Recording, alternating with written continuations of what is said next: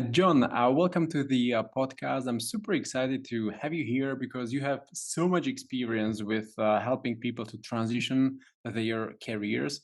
You work as the career transition coach and focus on the mid-career transitions, so which is really what the CTOs and chief information officers usually go through, right? Like they are in their late 40s, early 50s, and especially now with the AI advancements, it must be challenging. So, what do you see on the market these days? Well, I think the market is, as I'm sure you are experiencing, and as your audience is experiencing, the market is both more challenging, crazier, changing faster than ever. It's hard to keep track, and I think particularly for people in mid-career, and this is true not just in tech but across the board in hiring and in employment generally. Uh, there is this sense of what am I doing? I've got all of these years of experience. I should be at a place where I know exactly where I'm going, where I am appreciated for all of the experience that I have. And yet I'm hitting these obstacles, these headwinds. People are looking at me funny. People don't understand what it is that I provide.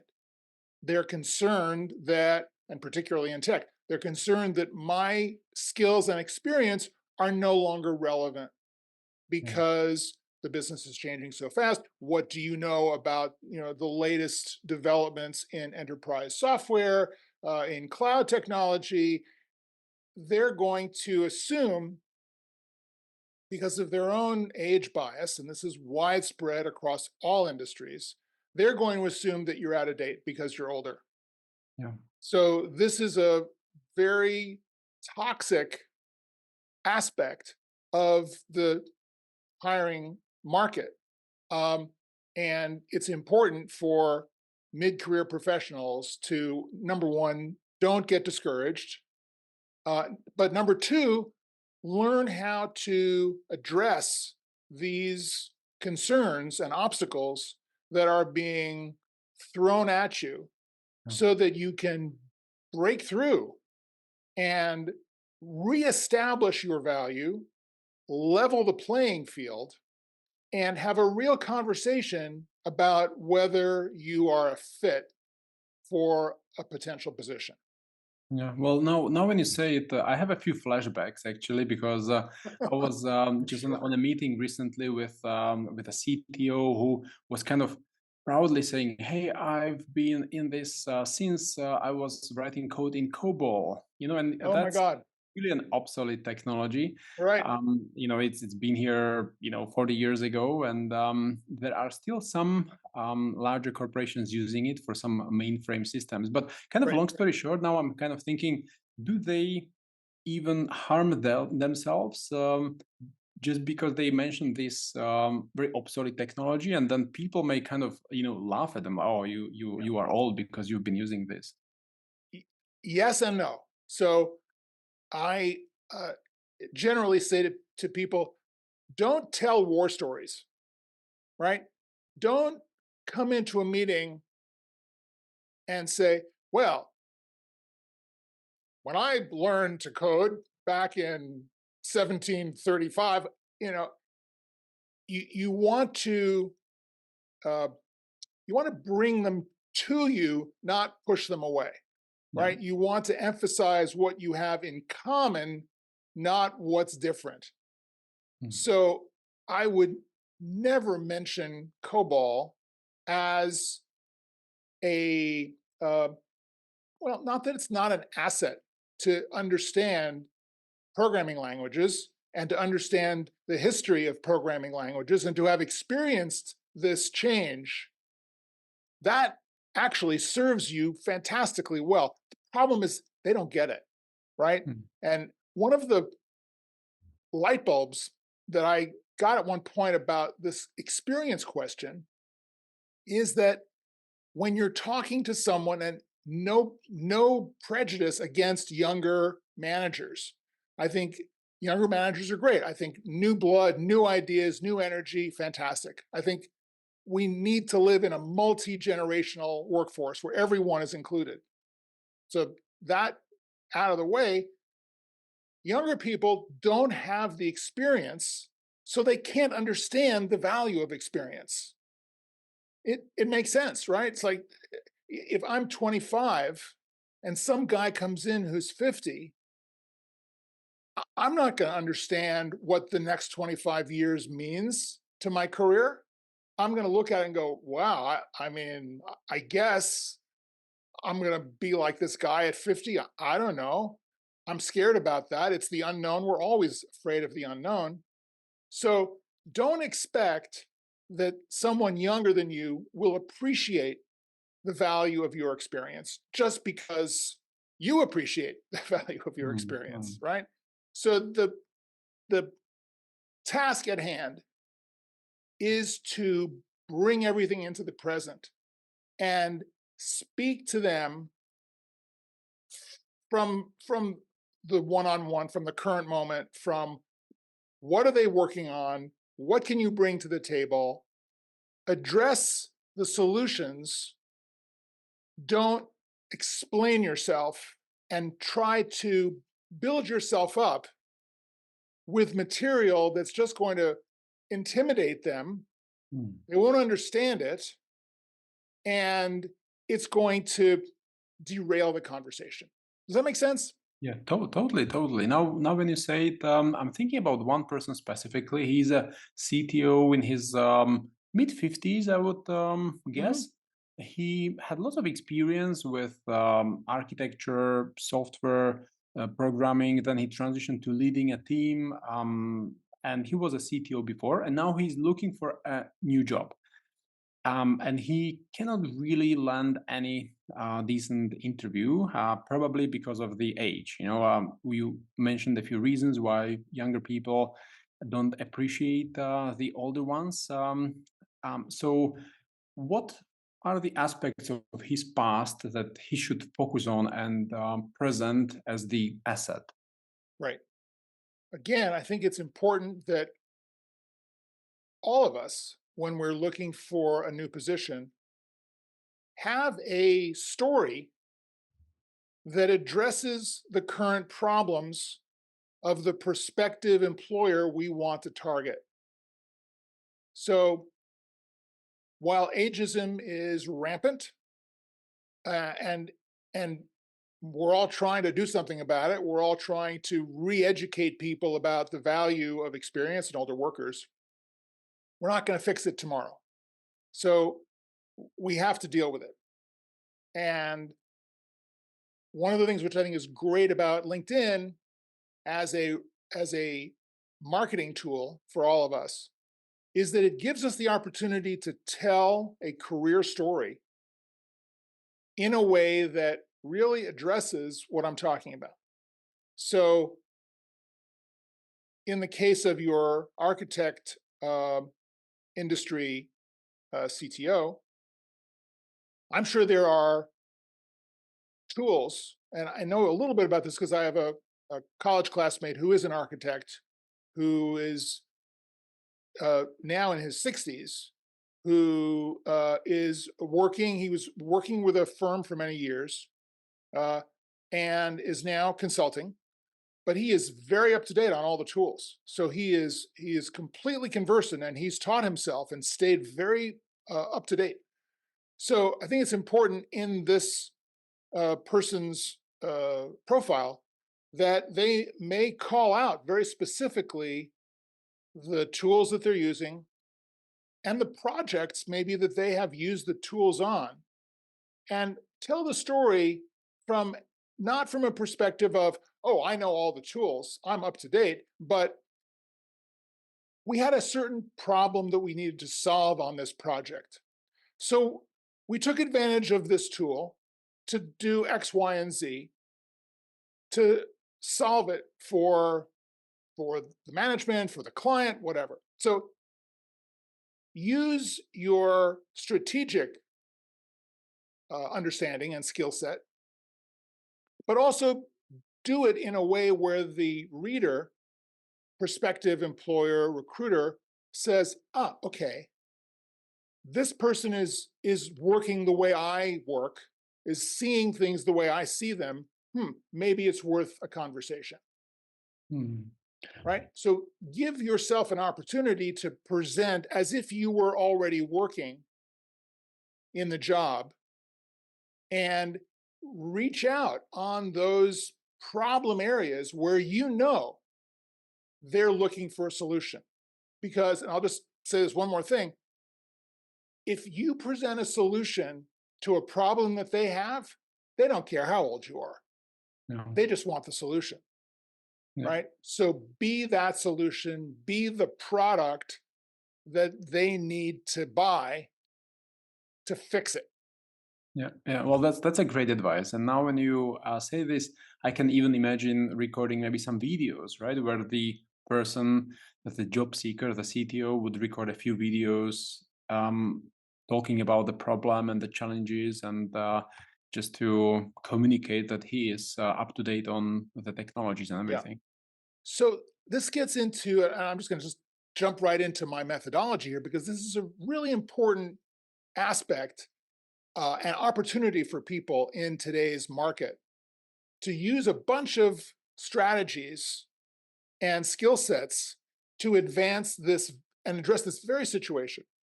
So I, I've been doing this now for about 12, 14 years.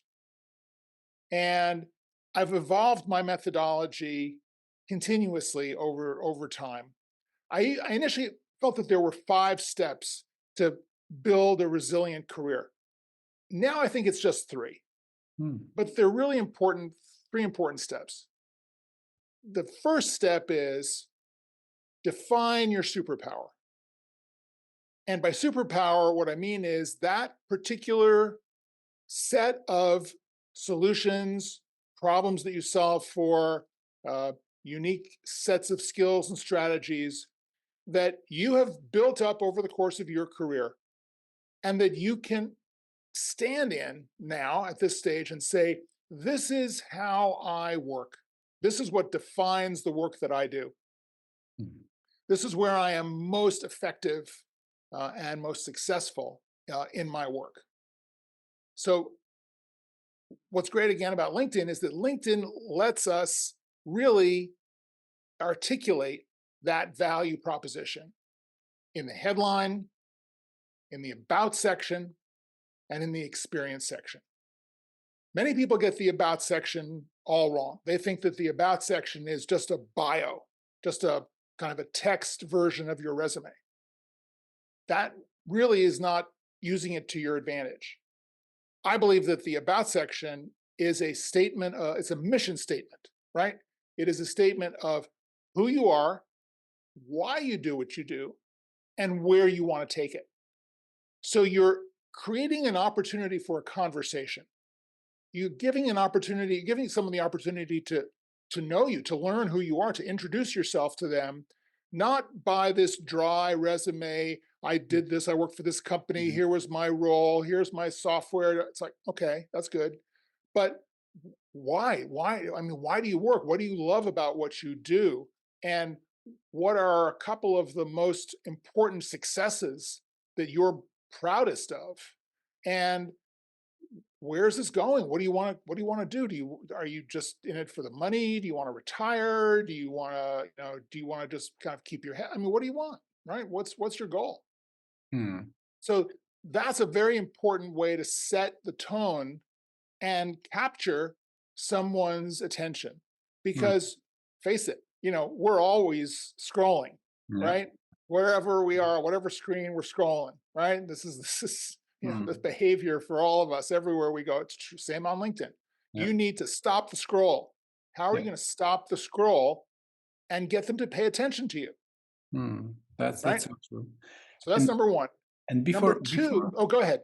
before we go to the Yeah, yeah, second step, or second pillar of the yeah. strategy, would you be able to give some examples of the headline, for example? Because, and it doesn't have to be from the technology space, but Sure, sure. some really good examples that you've seen with your clients. So there's an interesting evolution on the headline.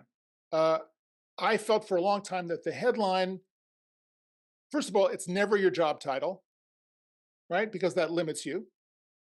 you want to position yourself, particularly in mid-career, you want to say experienced or senior level X. It could be technologist, could be CTO, CTO slash CIO, whatever the experience is. And then in the headline, focus on two or three areas of expertise. So it could be, I'm improvising here, senior level, a CTO focused on uh, enterprise software, supply chain solutions, building effective IT teams, Mm. Awesome. Awesome. Well, that right? sounds very powerful indeed. Right. So you, Mm. you cover a certain number of areas and present yourself as this. You're a solution provider, right? You're able to go into these areas. Mm. Awesome. Awesome. Well, that sounds great. Awesome. Cool.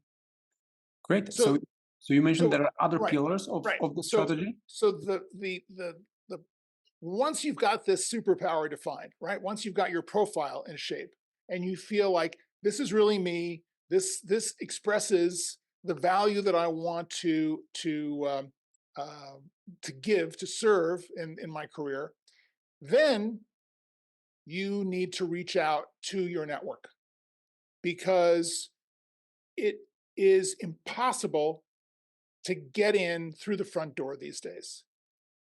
Recruiters are overwhelmed. Uh, the statistics generally, what, 250 applications for each position.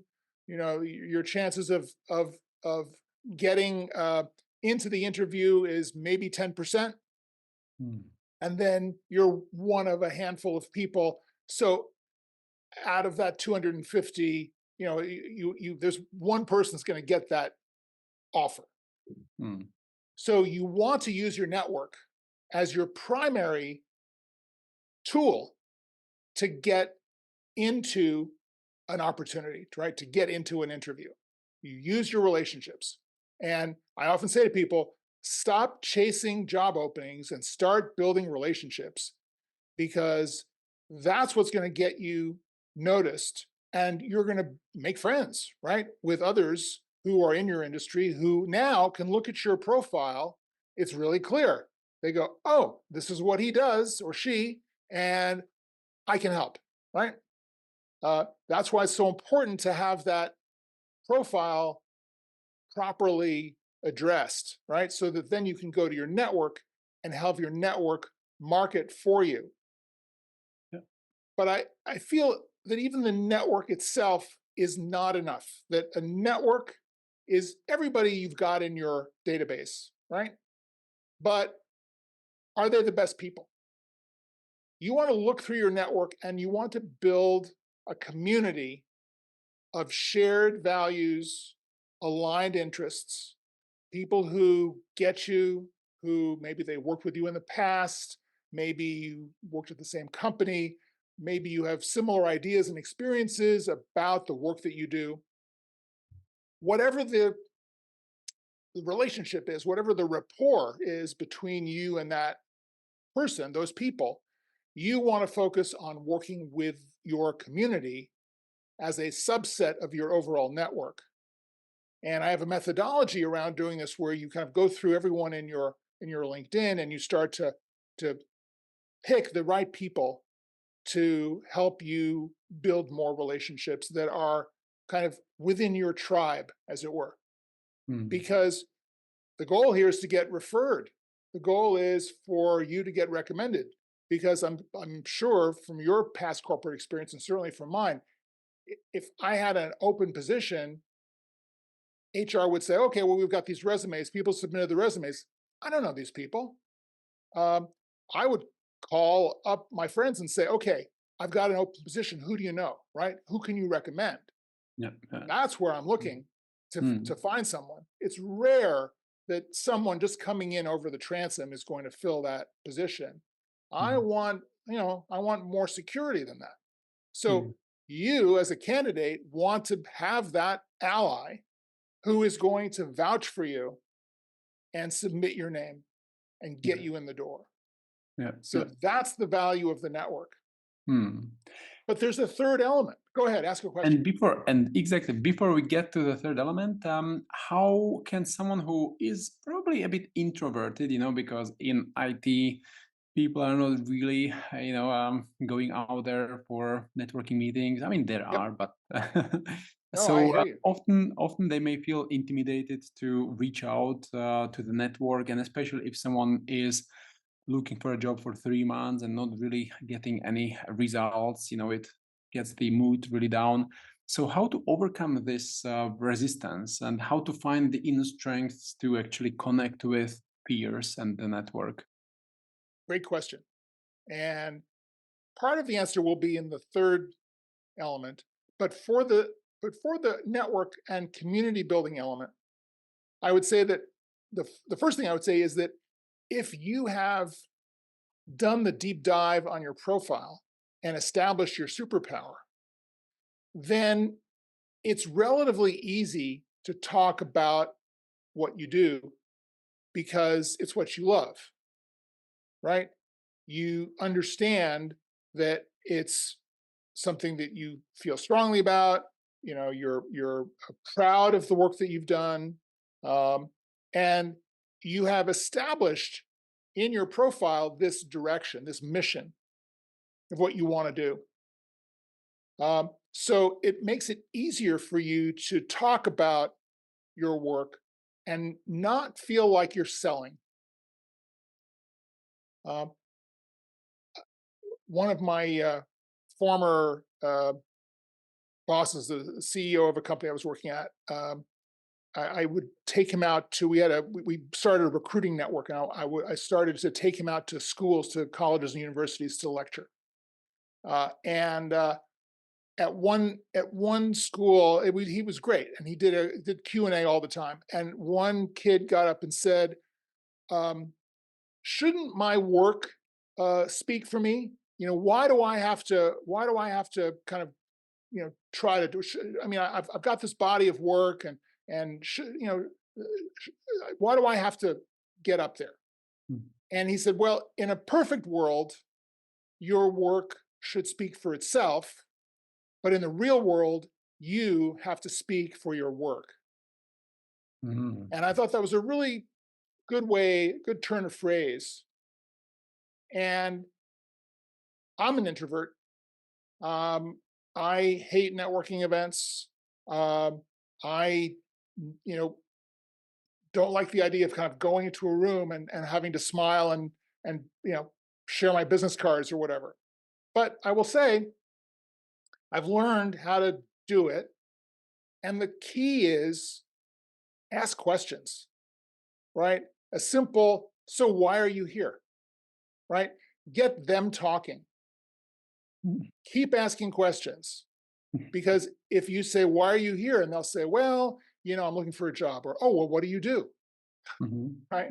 "Well, I work in this job." "How long have you worked there?" Right? Mhm. "Well, I've been there for 10 years." "What did you do before? Where did you go to school? Do you Well, like your job?" I mean, there's all sorts of questions that we mhm. can ask, and we never have to say a thing. Yeah. But that breaks the ice. It makes it comfortable. Mm. Online and on LinkedIn, what I hope is that this system that I'm talking about, A, makes it easier because you have something to talk about, right? You have your profile, you have your superpower. If someone says, "So what are you looking for?"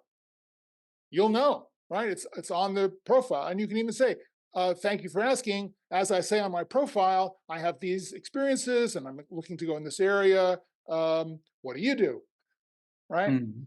"Tell me about what's going on in your world," right? Mhm. Um, One of the tricks around building a network or building a community within the network is to start with people that you know. So if if you've been in business for a while, you've got a pretty good list of connections. You've probably got that 500 plus connections thing Mhm. on LinkedIn. Yeah. I would look over those connections and say, "Well, who have I not been in touch with for a certain amount of time?"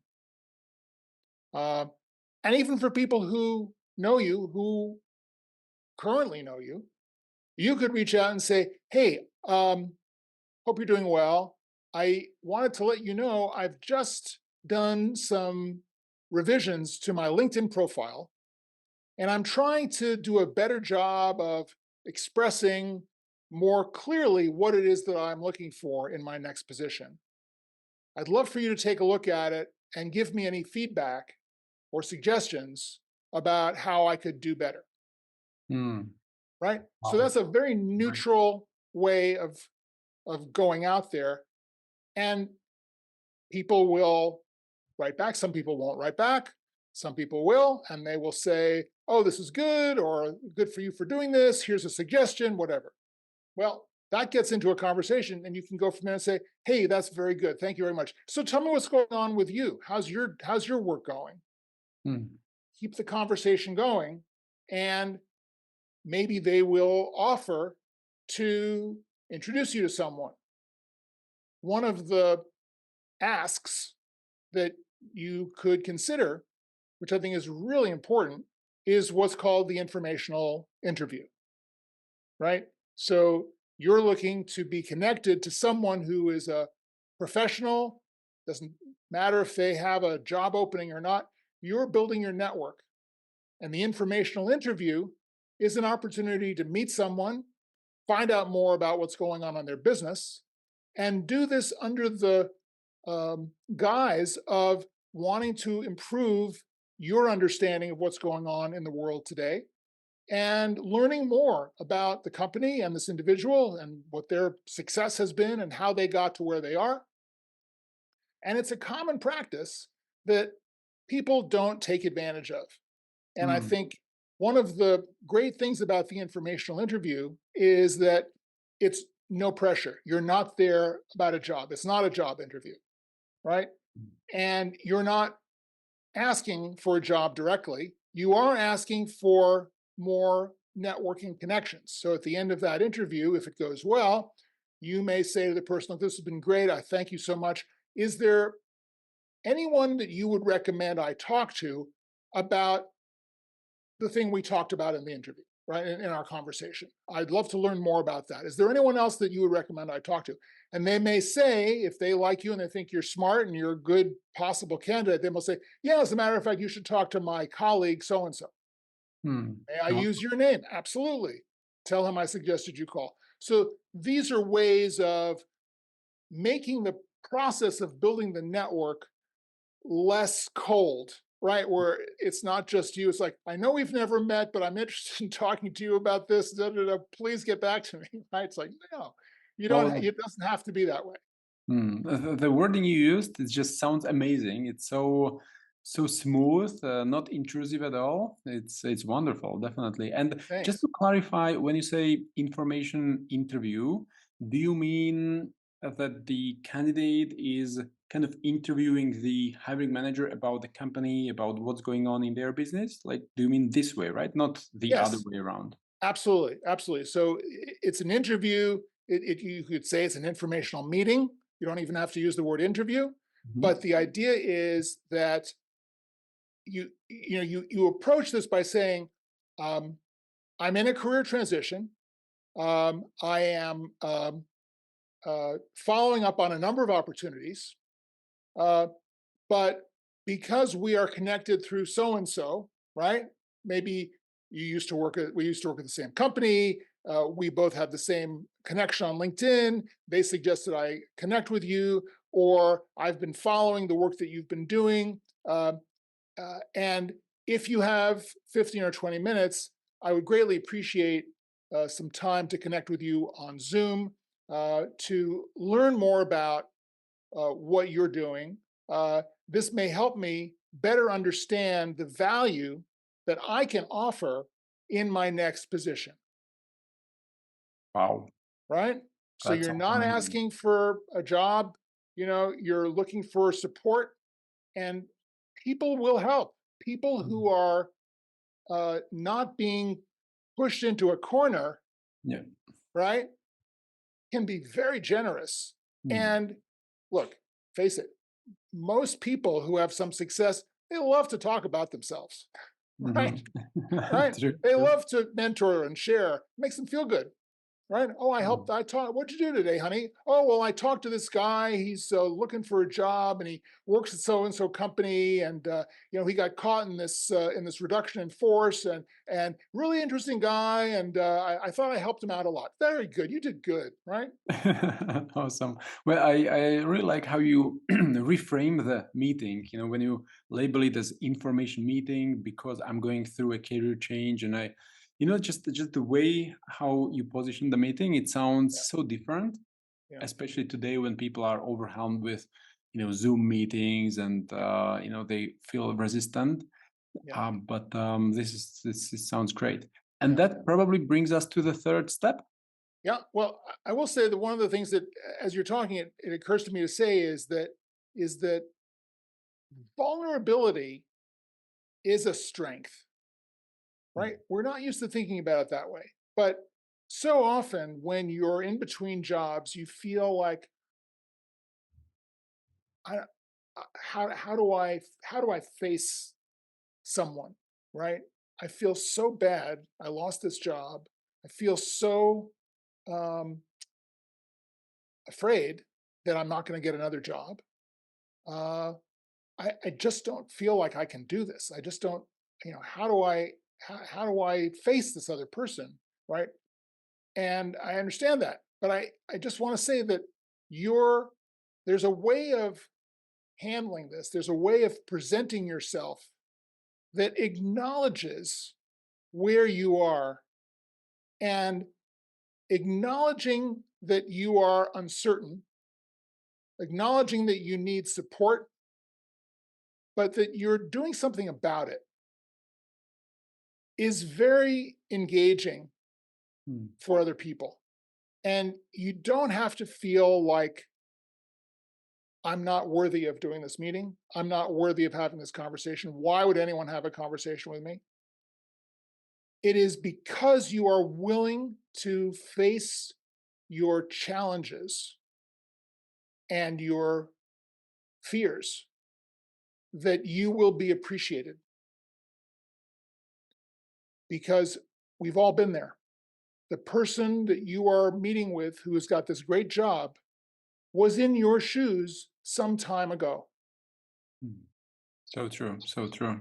There are very few, if any, people that I've met in my decades in various businesses who have not had a setback, who have not made a mistake, who have not felt like their entire career, their entire business could be over tomorrow. And very often, the more successful, the richer, the more connected the person is that you're talking to, they've come very close to losing everything. Mm. And I mean, I've got a bunch of stories about this, about people when I was working in university and taking students around to meet with industry professionals. We would get in to talk to CEOs, and they were very, very candid about their failures, about their mistakes, and what they learned. So don't expect that you're this little person over here and they're this big person up there. They will give you credit and consideration for your bravery in going in and saying, I have to confess, I'm really not sure where I want to go. I have three possible areas. Okay, let's talk about that. Mm. Right. Wow, this So, this is so right, powerful and so yeah, encouraging also for yeah, people who are going through the transition. yeah. Your vulnerability and your willingness to confront the situation and fix it Mm. is amazing, right? People will work with you, people will deal with you. And the hidden benefit of that is that if you make a connection with this person, that's a very strong recommendation for a uh, for a top candidate because they will say, I had this information meeting with this guy. You got to meet him. He's got great credentials. He's got great experience, but he's very strategic, and he's got all of the makings of a leader because he's very self-aware, and he's not afraid to talk about difficult conversations. You should meet him or her. Hmm. Awesome. Well, I'm sure a lot of people who are listening to this or watching on YouTube, they are wondering, okay, so what's the third step? What's the What's the third third one? Okay, pillars? so here's the deal on the third one. The third one is about branding and Mhm. about this idea of thought leadership because, you know, people used to say to me all the time, so, okay, so I got the profile, I've got the network, but how do I work with the network? What am I supposed to do? Am I supposed to call everybody every 2 weeks and say, have you heard of anything? It's like, no, you Mm. can't do that. You can't be annoying, right?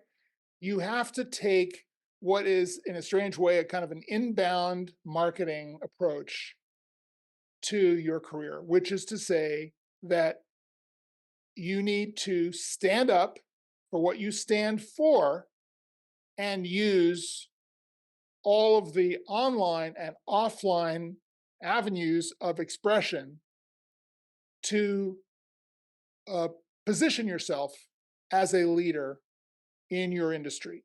So, whether that is posting comments and engaging with people on LinkedIn, whether it is starting a blog or a LinkedIn newsletter, whether it is starting a podcast or hosting or guesting on a podcast like I'm doing here with you now, uh, working within your industry in professional organizations, putting events together, uh, possibly speaking at an event, uh, education, teaching a course, uh, mentoring other people in your industry, looking for opportunities to engage on topics that are important to you and important to the business.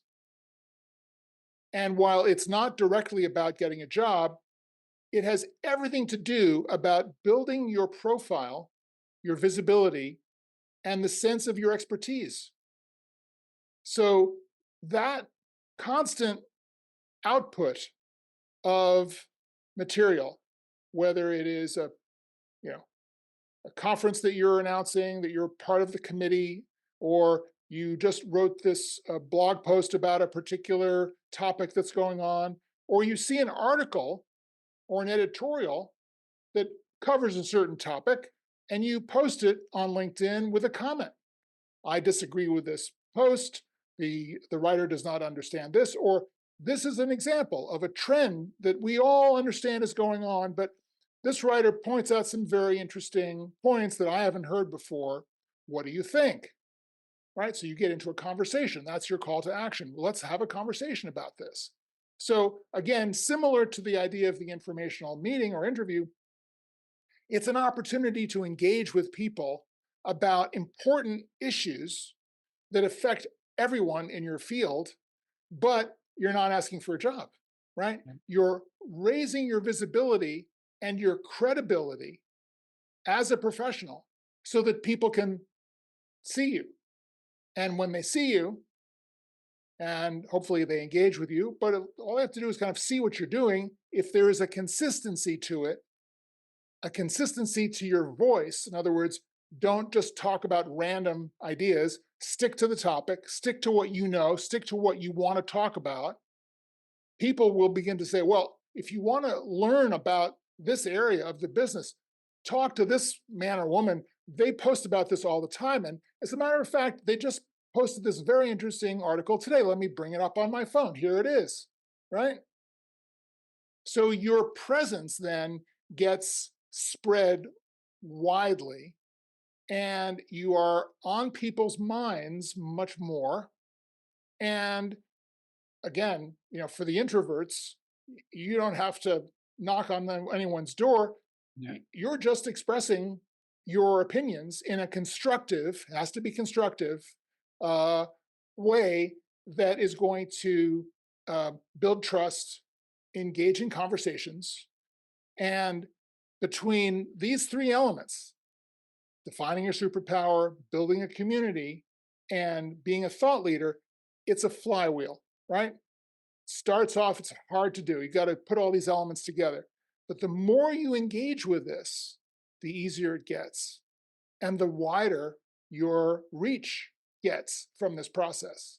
So this is not going to get you a job tomorrow, but it will get you a job down the line. And most importantly, if you keep doing this, you'll never have to search for a job again because you're constantly out in the marketplace. You're constantly visible. You're constantly demonstrating your currency and relevance to the business through these conversations that you're having with your community, through the posting that you're doing, or the conversations on podcasts or wherever it is you go, and conferences where you're talking to people.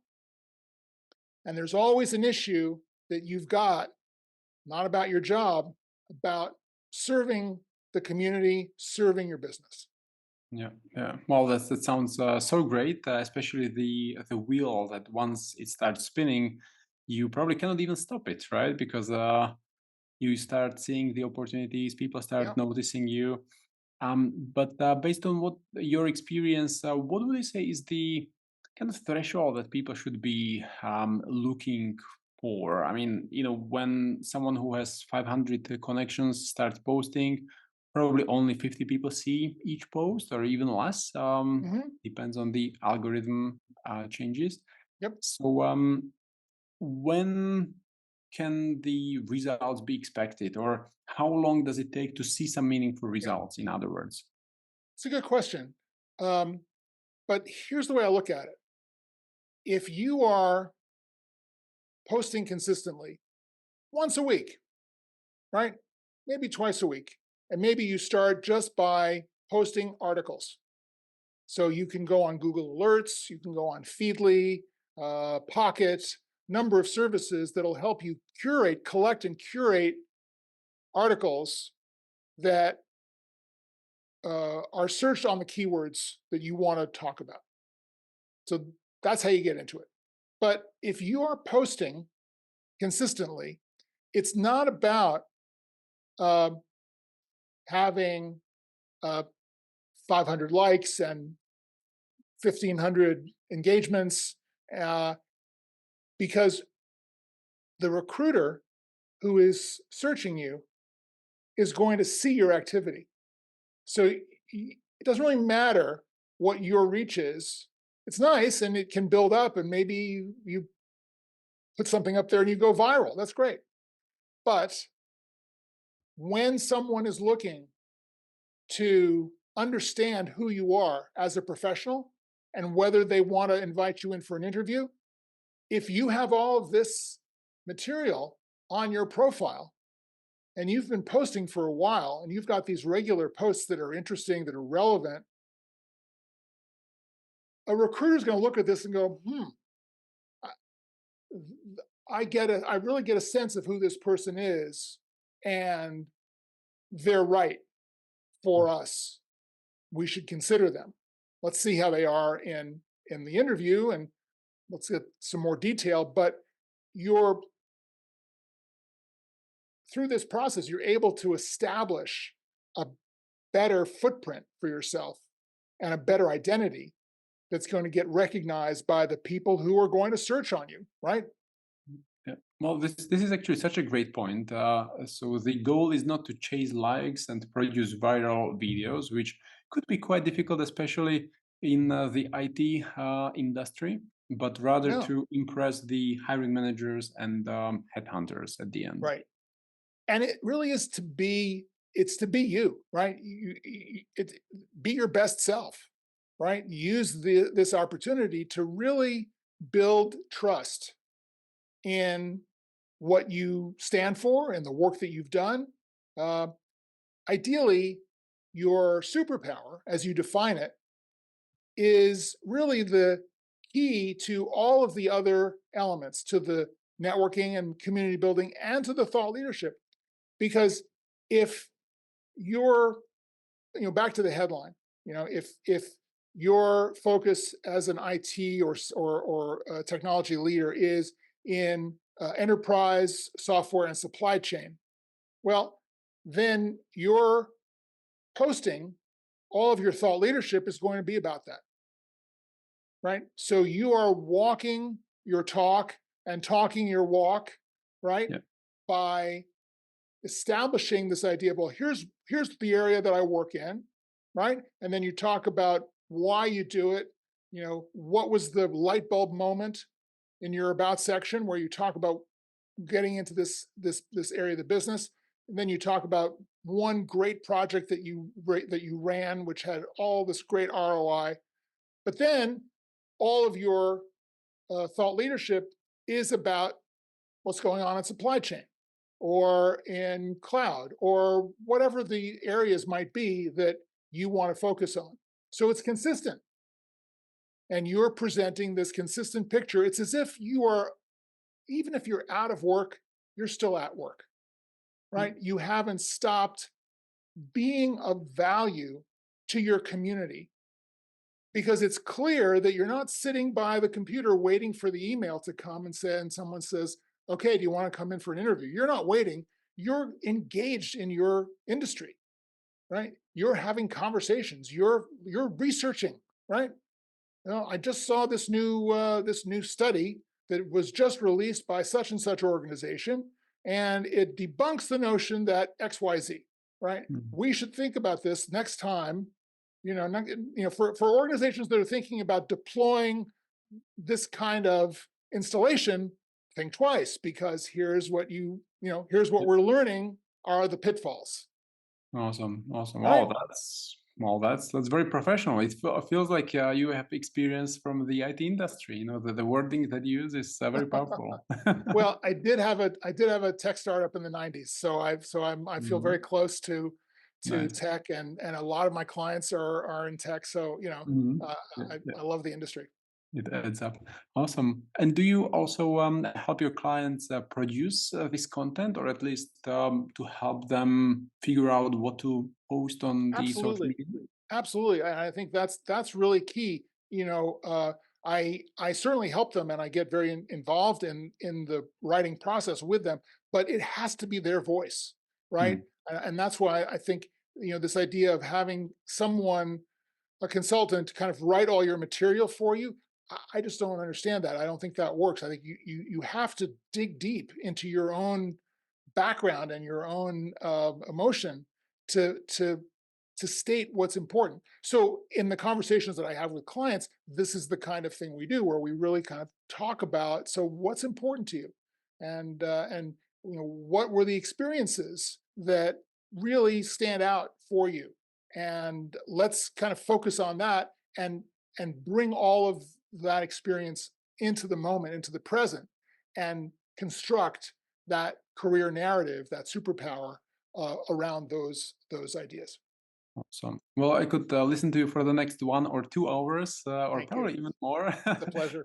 You have so much experience, but also you may have some other appointment coming up soon. So just to be mindful of your time, um, is there any kind of last advice that you would like to give to people who are in their, mid 40s or mid 50s? They are now going through the transition, may not be on the job market just yet, but what's not today may come tomorrow. Yep. So what should they do? I mean, you kind of already probably mentioned the three Yep. pillars, but do I, you have? I think if you're in a position, I would.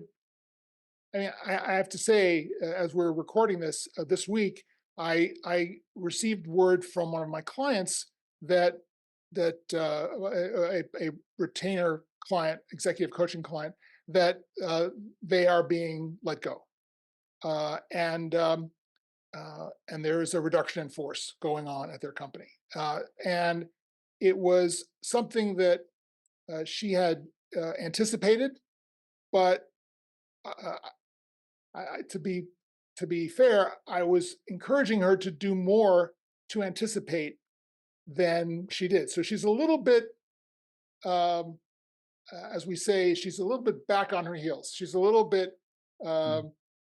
um, negatively impacted by this, but she has the foundation. And I would say for everyone, uh, don't assume that you are secure. Yeah. Uh, if you're in a job today, if you are, I mean, this is a statistic for the U.S., but there was a study done a few years ago that about 50% of workers over 50 will lose their jobs one way or the other before they're 60. So there's a lot of transition going on at this age stage. Assume that you are going to be among them, among the people who will lose their jobs. Some of it is just the changing patterns of industry, business models change. Some of it is ageism. Some of it is just corporate, toxicity and incompetence. But you're you're you're advised to plan for this. And the best way to plan for this is to get really clear about what it is that you do and then build the network around that so that you are familiar with other companies that you want to work at. You know people at these companies, uh, attend events, uh, get really active outside of your company, but also do so in a way where the activity that you're doing outside your company can also serve your job, right? That's also important.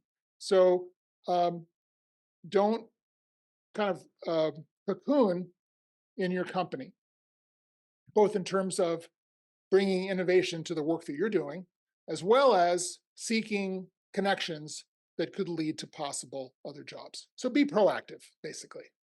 Yeah, well, this is such a great advice because I mean, it takes time to build relationships. It It takes time does. to figure out how to post on the social media, and once someone is laid off, it's already too late to. I mean, it's never too late, but kind of you cannot really expect results within a week or two from Right. the Right. networking. Well, look, getting laid off is traumatic. And, I got laid off a lot in my entertainment career. It's a very volatile business. And people would say to me, so does it get easier when you get laid off a lot? And the answer is no, it's always difficult. But what I learned over the years is that I have a plan. I know what to do when this happens.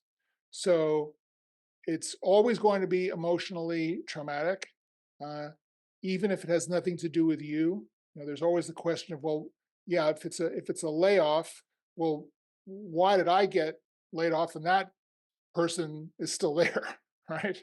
So it's easy to take it personally. Uh, please don't. It's not about you. It's about factors outside of your control. Mm. Um, uh, take the time you need to mourn the loss because it is a loss. Uh, the more you are willing to go through those stages of grief and loss about your job, the better you will be equipped to move on.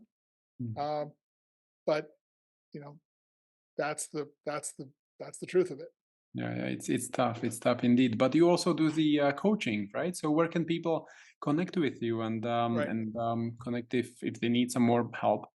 Absolutely. So I would encourage people to find me on LinkedIn, John Tarnoff, JohnTarnoff. I'm the only John Tarnoff on LinkedIn, I think.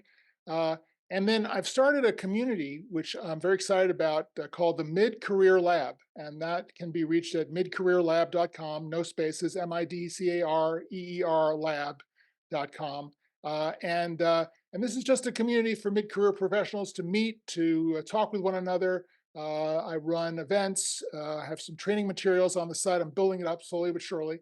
Uh, but I think that's a great place to start as well. Wonderful. I'll include the links in the description. Wonderful. Cool. Thanks. Thanks a lot for sharing all these tips and insights. It's been really very helpful. So I'm sure the audience will greatly benefit from it. Well, it's been a pleasure, Michael. Thank you so much for having me on. I appreciate the opportunity. Awesome. Thank you. Have a wonderful day.